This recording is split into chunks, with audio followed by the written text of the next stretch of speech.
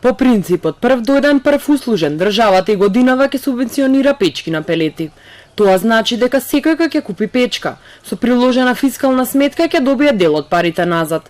Граѓаните со поделени ставови. Некои од нив би земале печка, а други сметаат дека помошта што ја дава државата е мала. Добра е мерката, супер, окей. Има многу луѓе што знаме дека ја оствариле. Вие би земале? Да. Секогаш кога даваат субвенции, даваат екстремно малку. Ако даваат, нека даваат за да поправат, а не само популистички мерки да применуваат. Општина Аеродром на својата Facebook страница објави јавен оглас за субвенционирање на печки на пелети, а оглас со документ за аплицирање има и Министерството за економија.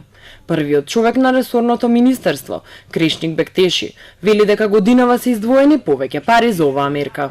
Целокупно буџетот за оваа мерка е 30 милиони денари, што претходната година беше 20 милиони денари, а моментално и согласно јавниот повик ние сме ги поделиле овие 30 милиони денари по 15 милиони денари, каде што најмногу предност им дале секако на ранливите категории. Минатата година до адресата на Министерството за економија пристигнале 2000 апликации, а субвенции за печки на пелети добиле околу 650 луѓе.